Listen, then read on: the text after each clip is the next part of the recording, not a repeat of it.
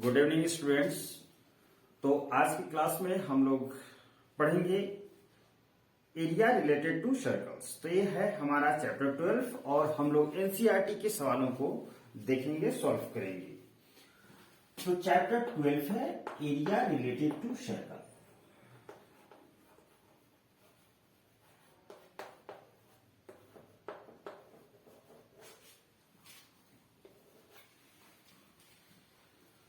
तो सर्कल के एरिया और पेरीमीटर का सबसे पहले तो आपको फॉर्मूला पता होना चाहिए। ये हमारा सर्कल है जिसका एक सेंटर होता है और उसका एक रेडियस होता है। ये सारी बातें जान रहे हैं आप। अब सर्कल का पेरीमीटर क्या होगा?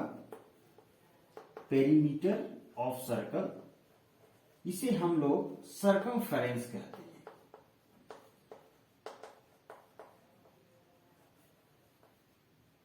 सर्कमफ्रेंस ऑफ सर्कल, इसे सिंबल में सी से रिप्रेजेंट करेंगे और इसका फॉर्मूला होता है 2πr, है ना।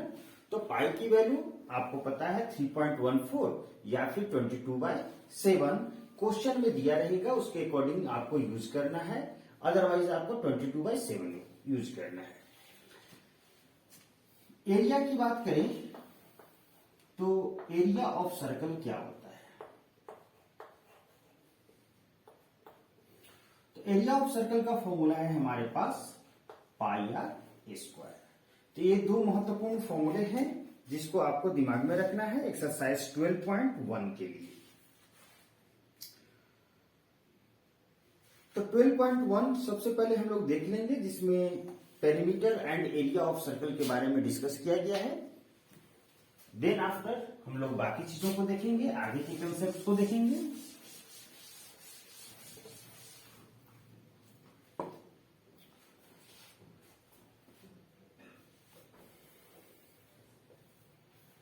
एक क्वेश्चन हम लोग देखते हैं एक्सरसाइज 12.1 का।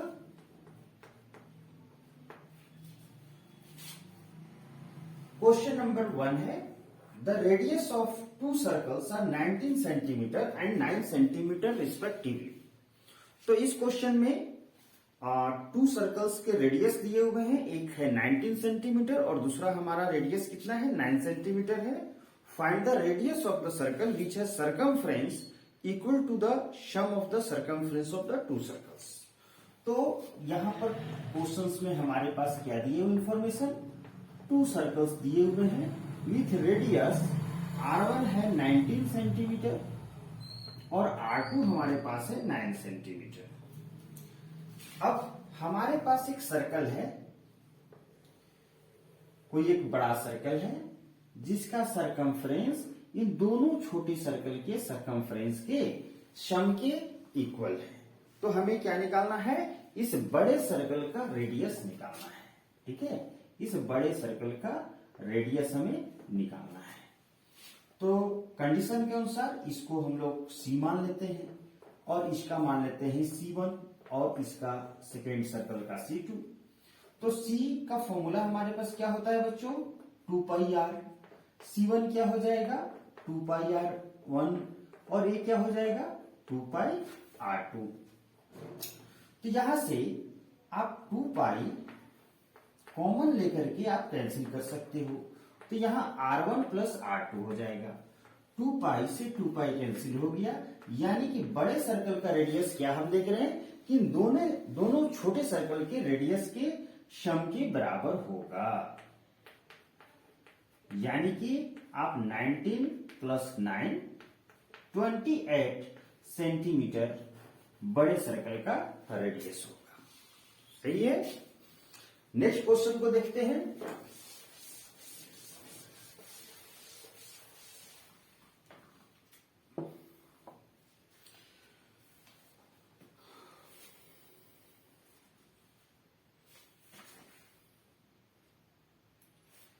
एक हम लोग क्वेश्चन नंबर 4 को उठाते हैं। क्वेश्चन नंबर 4 में देखते हैं कि क्या है। Question number 4, the wheels of a car are of diameter 80 centimetre each.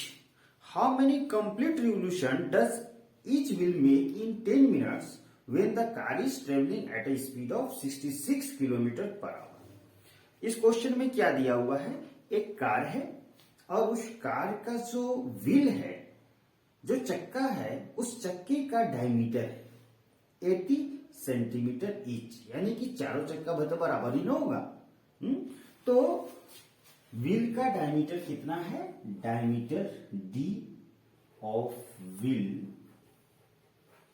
Of car वो दिया हुआ है आपको 80 सेंटीमीटर।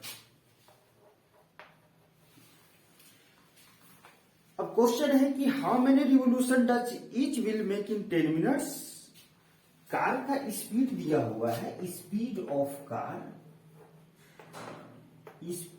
ऑफ कार हमारे पास है 66 किलोमीटर पर आवर।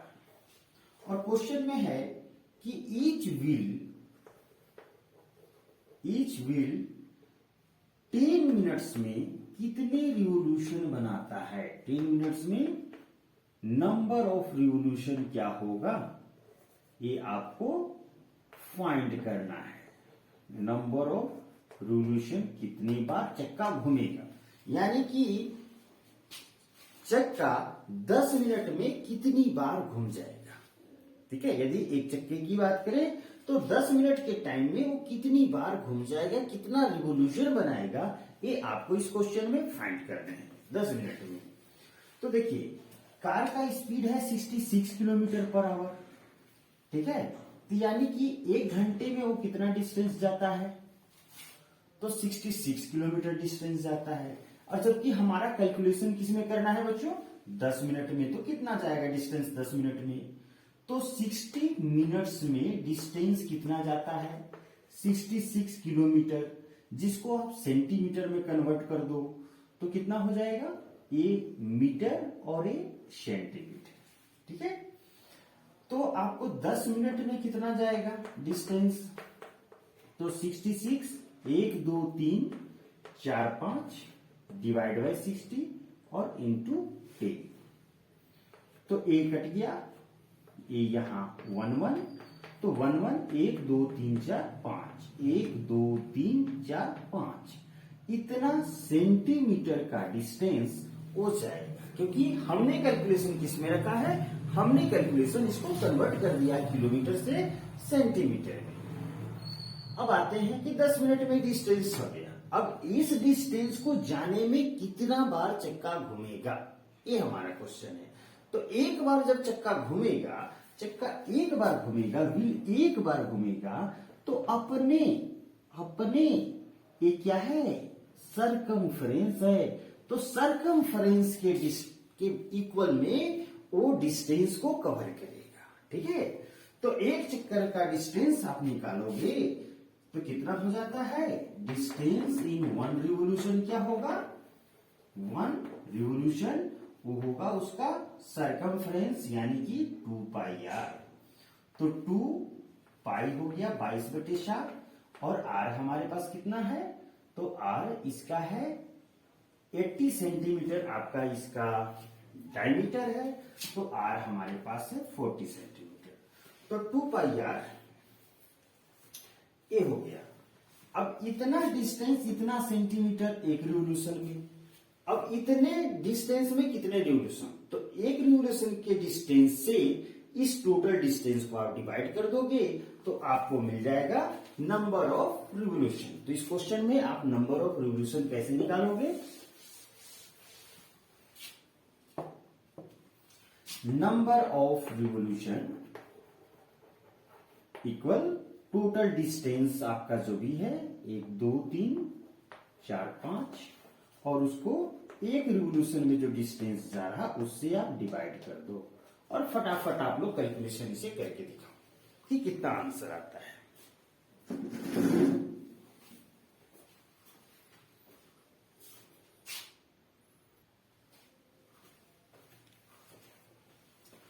तो यहां पर कैलकुलेशन आप देख सकते हैं कि कैलकुलेशन पूरी तरह से करने के बाद आपके पास कितने रिवोल्यूशन आ रहे हैं, 4375 रिवोल्यूशंस टोटल निकल करके आ रहे हैं। तो यही है हमारा आंसर, और थोड़ा लाइट का इश्यू होगा। चलिए अब हम लोग नेक्स्ट क्वेश्चन को देखते हैं।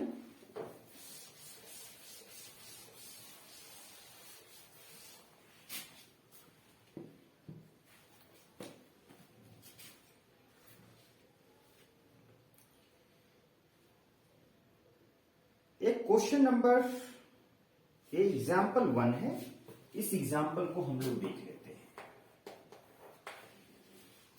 The cost of fencing a circular field at the rate of ₹24 per meter is 5280.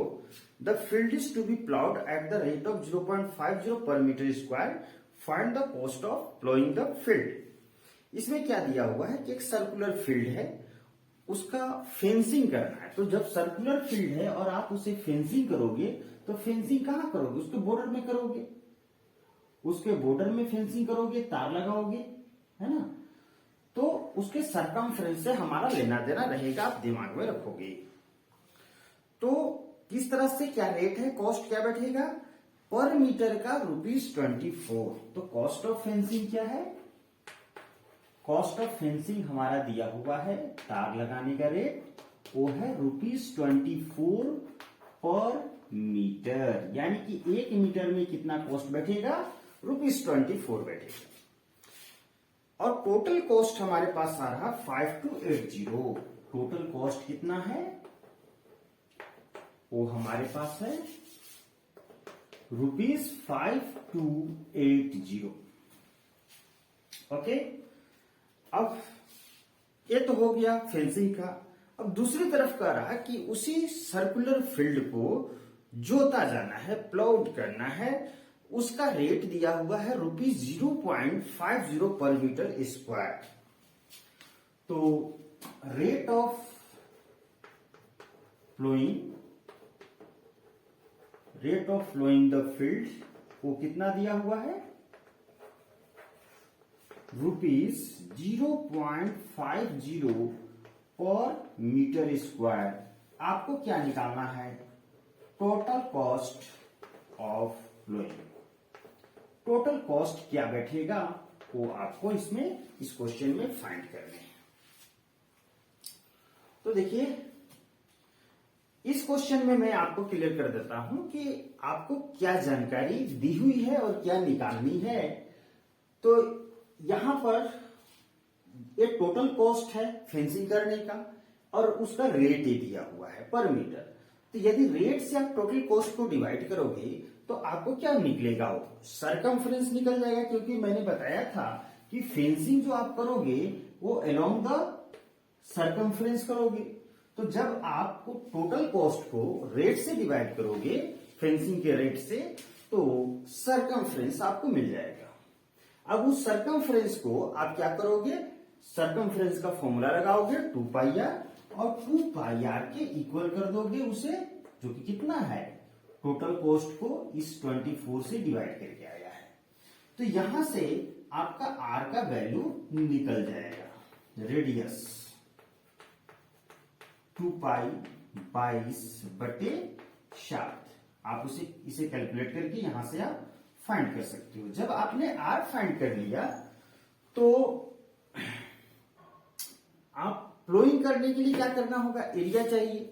तो एरिया आप निकाल लोगे, फॉर्मूला सर्कल के एरिया का फॉर्मूला क्या होता है?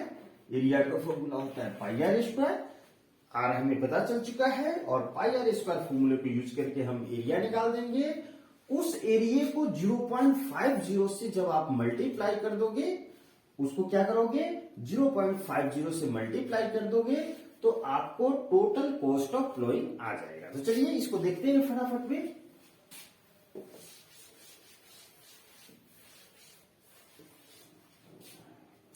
देखिए हमारे पास r इतना है। अब एरिया निकालते हैं तो एरिया है हमारे पास πr²। तो पाई की वैल्यू 22/7, r की वैल्यू हमारे पास क्या है? तो 5280 इंटू 7/48 इंटू 22। आप इसे रख लो, 24 दूनी 48, और ये चीजें दो बार होंगी। 5280 इंटू 7 और डिवाइडेड बाई 48 इंटू 22, ये चीजें दो बार होंगी। ठीक है, तो ये पाई आर स्क्वायर हो गया। अब हमारे पास जो टोटल कॉस्ट होगा वो क्या होगा, तो टोटल कॉस्ट हमारे पास क्या आ जाएगा, इसे आप और छोटा कर सकते हो, 22/7 कट गया, ये 22 से 22 कट गया, ठीक है। और आप इसका भी कैलकुलेशन आगे कर सकते हो कि ये कितना आता है एग्जैक्ट काट कुट करके, ठीक है। तो आप इसको कैंसिल करोगे, बाकी अब यहाँ टोटल कॉस्ट जो करेंगे, यहां पर जो भी एरिया आएगा उस एरिया को आपको किससे मल्टीप्लाई करना है, 0.50 से आपको मल्टीप्लाई करना है, ठीक है। तो इसमें आप देख सकते हो कि हमारे पास टोटल कॉस्ट एरिया जो हमारे पास आ रहा है आफ्टर कैलकुलेशन, वो हमारे पास है 22 इंटू 5 इंटू 35। तो फाइनली हमारे पास कितना रहा, 22 into 5 into 35 after doing calculation of this. तो इतना हमारे पास एरिया आ रहा है मीटर स्क्वायर में, और इसको आपको क्या करना है 0.50 से मल्टीप्लाई कर देना है। तो टोटल कॉस्ट करने के बाद हमारे पास आएगा 1925। तो रुपीस कितने हो जाएंगे 1925, हमारे पास क्या होगा ये आंसर होगा, ठीक है। तो कैलकुलेशन का लफड़ा आप कैलकुलेशन आपको करना पड़ेगा, विदाउट कैलकुलेशन आप क्वेश्चंस को नहीं बना सकते। तो कैलकुलेशन आपको फटाफट करने आना चाहिए। तो इस तरह से इस क्वेश्चन को हम लोगों ने सॉल्व किया। अब हम लोग आगे देखेंगे एरिया सेक्टर के बारे में, एक्सरसाइज 12.2 से रिलेटेड क्या कंसेप्ट है।